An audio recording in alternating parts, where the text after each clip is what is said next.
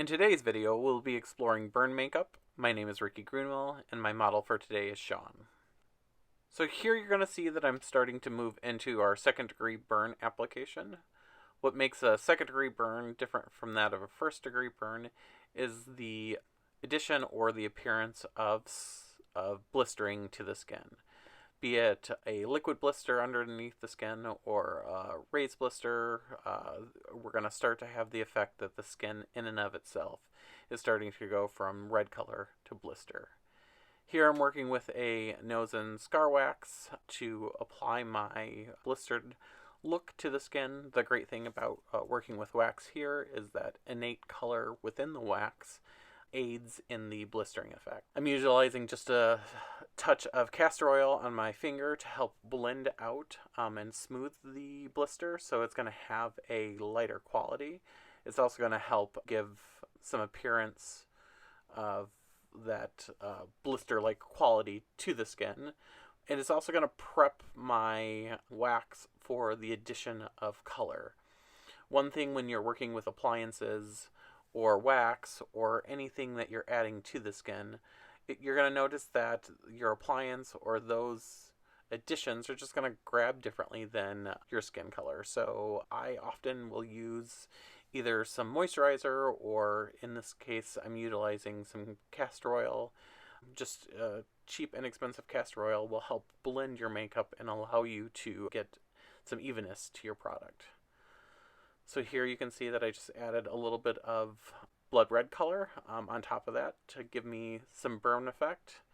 And then what I'm doing here is just removing a little bit of the excess product off of the wax itself so that I'm getting that appearance of the blister showing through. So, applying the blister on top or applying product on top of the blisters, is a needed step, but now I need to make sure that I have no color there. So I have the color variation of the burn that's happening. I now have my scar, so I'm well under the way to do a simple 2-degree burn. Now I'm adding just a touch of yellow to the blister itself to give me that quality or that color combination that I'm looking for out of a blister. Now I'm taking a powder puff to set my product. This will help push the sunburn color into the skin. It will also help just to set the makeup so that it's going to appear that the product is actually not actual product, but that my makeup is happening through the skin, using just a powder brush to dust off any excess product. My next step is to add a little of a latex barrier to give that crepey quality that happens to our skin when we are getting sunburn. So here I applied my makeup underneath my latex layer. I'm adding a light layer of latex on top of everything that I applied so that it will give that crepey or glossy appearance with my finished burn. Here you can see that I'm actually drying my layer of latex. I'm holding the blow dryer away from the skin. I have my hand there so that I can actually feel the temperature of the blow dryer as I'm working with my model. I'm also blowing in a downward direction to try to avoid too much air variation, or so that it makes it comfortable for my model to be able to breathe as I'm forcing air onto their face. After drying my latex, I go through and add a layer of powder on top of the latex. For those of you who've never worked with latex before, latex unpowdered is what I refer to as it's in a live state. So latex will stick to any latex surface unless you take some time to powder things down. So if you're going to be applying multiple layers of latex, sometimes you'll have your latex stick to your sponge. So learning to work with latex, trying to build up layers and barriers, can be a helpful tip in understanding how things work. Seeing that this is a 2-degree burn, my objective is not to add lots of layers of latex, but to add a little bit of crepiness that I can actually get from the latex barrier. Here I'm just going with a second layer of that blood color to the skin to make sure that I have that burn-like quality that I'm looking for in a 2nd-degree burn. Now I'm just using a powder puff, or my powder brush, sorry, to dust a little bit of loose powder onto the skin or the area that I worked on. Now I'm just taking a concealer product just to enhance that blister quality that I have pulling through on the latex layer, and also this will help take care of the any red product that may have been sitting on the blister. Utilizing my ring finger to kind of blend that through to give that yellow quality to the blister. Taking a powder puff with powder to set any product. Now I'm utilizing the just end of a eye pencil, and what I'm doing is I'm kind of rolling it into my latex skin. This will also add just kind of little circle spots, possibly mini blisters. Actually, it looks like I switched over to a pencil or with an eraser on it to actually grab the latex a bit. This will start to give that crepey texture that's unique, or like mini blisters that are going to be happening to the skin. Something that's not going to be quite as large as where my wax is going to be, but it's also going to just be a blistered surface. So depending on the severity of what it is that you're looking for out of your application, this is the reason with working with the layer of latex on the skin to see that raise or blistering effect. And now I'm just taking a little bit of my castor oil and adding a layer of that to my blistered area.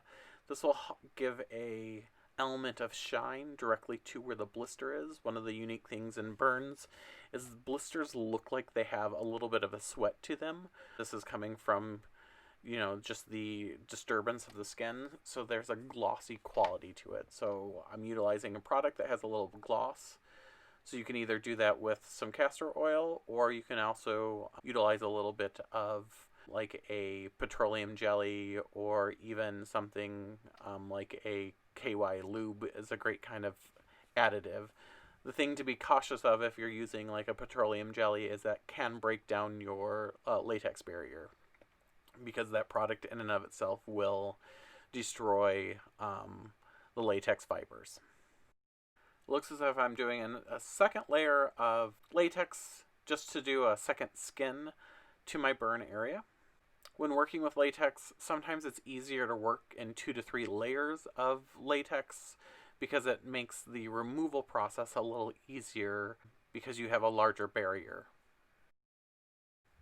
Now I'm moving on to my first degree burn. Here I'm just going to do a simple iron-shaped burn to the face. So I'm starting off by working a little bit of a triangular wedge or shape to the face. The thing when working with first degree burns is if you're working with camera, sometimes camera eyes can have a difficulty picking up red. So you have to be aware of that quality. If you're doing it for stage, it's fairly easy to see, but in my opinion, if a burn has a shape to it, it's easier for an audience to understand that is a burn. So what is the reason we've got the burn? Is it like a bra strap line? Is it a glasses line? Here I'm doing the little illusion that maybe someone took a hot iron and touched the face. And what I'm doing is using a Q-tip with a little bit of remover, and I'm trying to just give that illusion of those steam holes that are there. So it's just the hot plate that touched the skin. I'm now drying my second layer of latex for my second degree burn. So I moved to my first degree, completed that quickly, and now just making sure that my latex has time to dry so that I can progress on the second degree burn. Here I'm going through with yet another layer of that blood color to add a little bit of more severity to my burn. And one of the things that I'm working as I'm doing my layers of color is I'm applying color in a stipple method. So I'm just applying a little bit of product, and then I'm actually flipping my sponge around and breaking up the product a little bit by pulling some of that product away. What I'm looking for is a transparency or translucency to my makeup application. So nothing that's really heavy in color, but I'm trying to see if that skin is actually shining through. PPI makes some great alcohol-based products that are wonderful for creating a translucent look to the skin. or you can utilize a cream product and just dilute the product down. That's a method that works as well. Here I'm just adding a little bit more of a yellow tone on top of those blisters to enhance that blister look and to get rid of any red that I placed in the application. Utilizing a clean sponge just to pull off any extra product so that those highlights from the yellow don't pop all too much. I'm trying to pay attention to my use of value as I'm working. Now I'm working through, here I'm working with a light layer of latex onto the area of the skin that is going to be the prep for my third degree burn. So I'm working in the cheek area just to apply or dab a latex skin or barrier. My approach to third degree burns is I'm going to be utilizing some dryer sheet to create a second skin or the illusion of a second skin.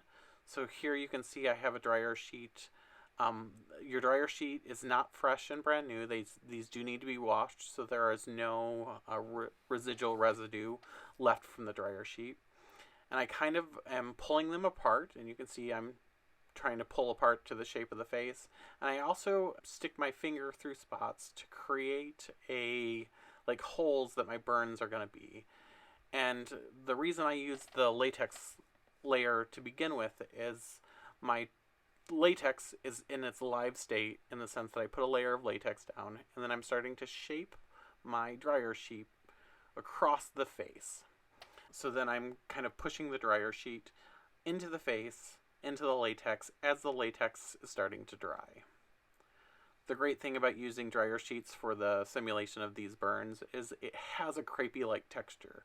So as I start to put my second skin on top of the dryer sheet, so I'm actually using another layer of latex here to go on top of my dryer sheet, it's going to give me that really kind of charred skin look that you just don't get as well if you're going to be using, I've seen people use tissues.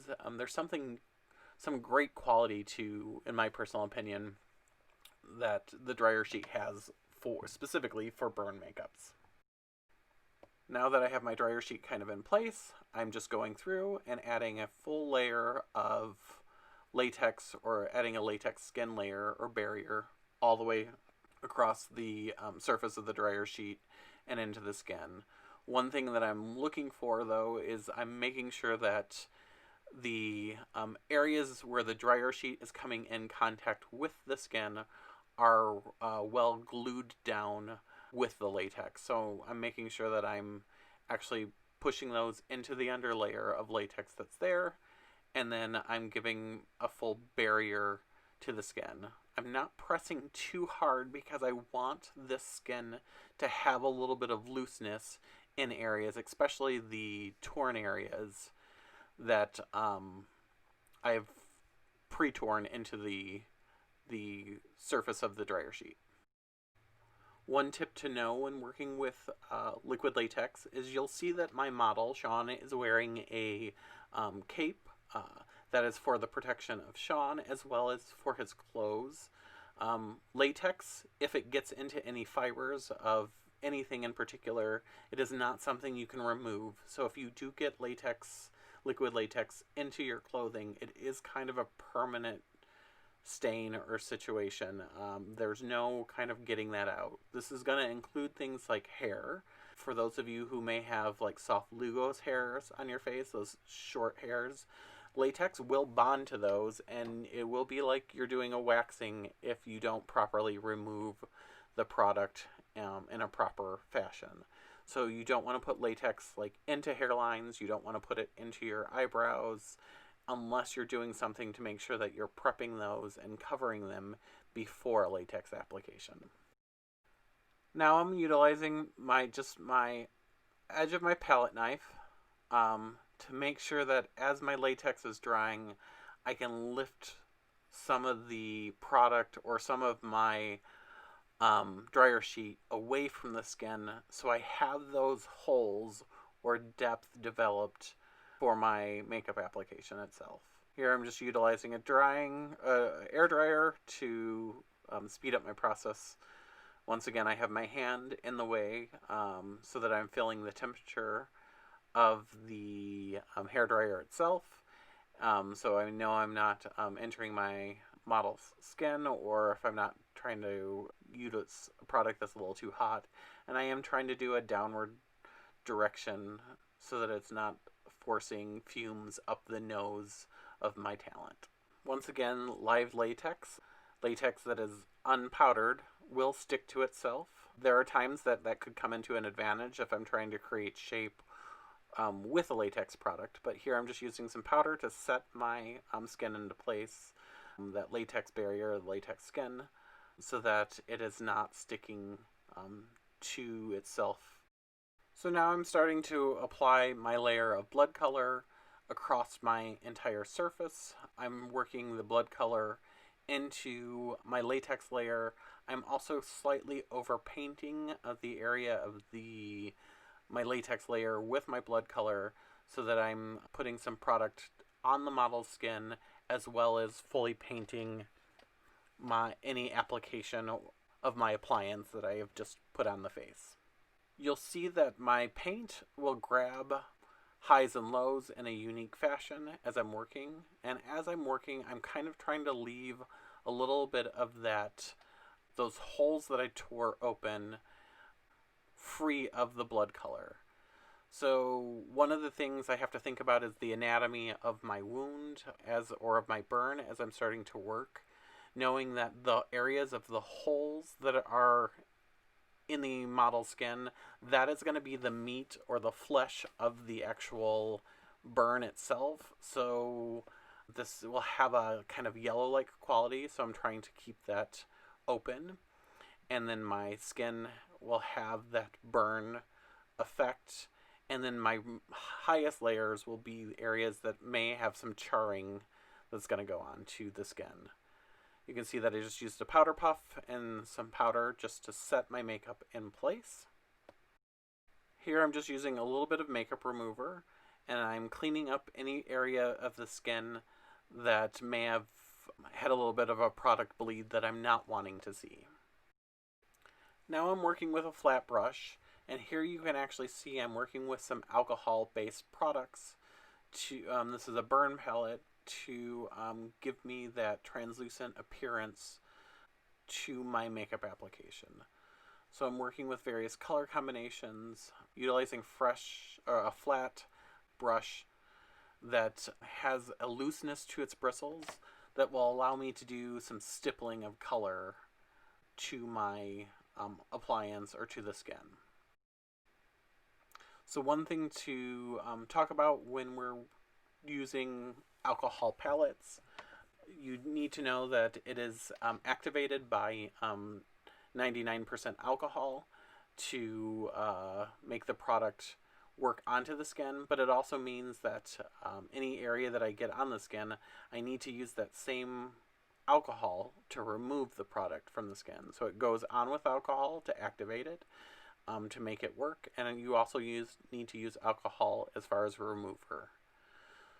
So do be careful if you're utilizing this product around an actor's eye area so that you're not irritating or getting any alcohol into the eye of the actors. One of the nice things in stippling with a loose brush is that I can have some of that quality of the latex dryer sheet pulling through so that I don't have a solid permanency to my color, that there is this like transparency of the product underneath. So I'm seeing some highlights and some natural unevenness to the product. And that's one of the key things when working with like injury or burn product. It's you're not looking for complete coverage, but you're always working for this translucency so that we can see a little bit of the skin coming through, but we know we have some color variation of the burn application so that we can see that in our application itself. Now I'm working with just a yellow tone to give me that quality of the flesh underneath so that I can actually see where the flesh of the body or the meatiness of the skin that's kind of pulling through. And those are the areas that are my lowest areas in the skin, away from those are the tears that I've kind of created. I'm trying to find also places on the skin that is kind of low, in any area that may be close to an edge that I can actually show some of that coming through. So now that I have my paint to a good place, I'm now utilizing a large kind of poof eyeshadow brush, or a larger bristle brush that's going to allow me to work with some charcoal powder. And what I'm going to be doing is I'm going to be adding a touch of charcoal to my highest ridged areas. So this is going to be help me influence or show that now I have my low lights to give me the area of char to the skin that came from this, that whatever caused this particular burn. I'm just kind of raking that product across the irregular texture and finding spots to work within a char area.